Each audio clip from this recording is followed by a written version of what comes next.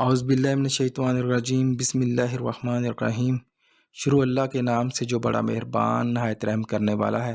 تمام طبیعی نامہ 126 دیکھنے والوں کو میں ناصر نجم خوش آمدید کہتا ہوں اور امید کرتا ہوں کہ آپ سب خیر خیریت سے ہوں گے۔ آج کا عنوان ہے حضرت یعقوب علیہ السلام کی تعبیر، جو حضرت یوسف علیہ السلام نے پوچھا تھا خواب، اور اس کی حضرت یعقوب علیہ السلام کی تعبیر۔ آج اس کے حوالے سے بات کریں گے۔ اس سے پہلے کہ میں اس کے حوالے سے بات کروں، آپ لوگوں سے گزارش ہے کہ میرے چینل کو سبسکرائب کر دیں۔ چلتے ہیں آج کی تعبیر کی طرف۔ حضرت یعقوب علیہ السلام کی تعبیر۔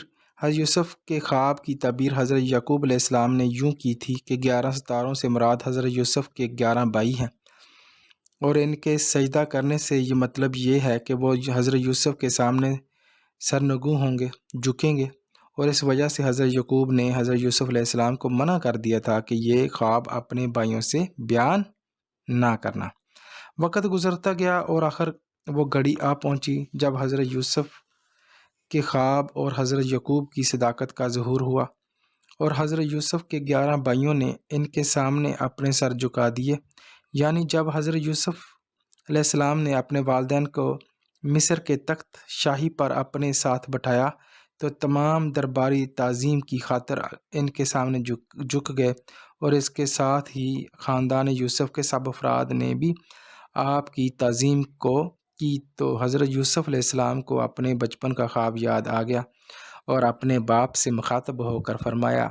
قرآن مجید نے اس واقعہ کو اس طرح بیان کیا ہے: اے باپ، یہ ہے تعبیر خواب کی جو مدت سے میں نے دیکھا تھا، میرے پروردگار نے اس سے سچ کر دکھایا۔ یہ اس کا احسان ہے کہ مجھے قید سے رہائی دی، تم سب کو صحرا سے نکال کر میرے پاس پہنچا دیا، اور یہ سب کچھ اس کے بعد ہوا کہ شیطان نے مجھ میں اور میرے بھائیوں میں اختلاف پیدا کر دیا۔ بلا شبہ میرا رب ان باتوں کے لیے جو وہ کرنا چاہیے بہتر تدبیر کرتا ہے، اور وہ سب کچھ جاننے والا اور حکمت والا ہے۔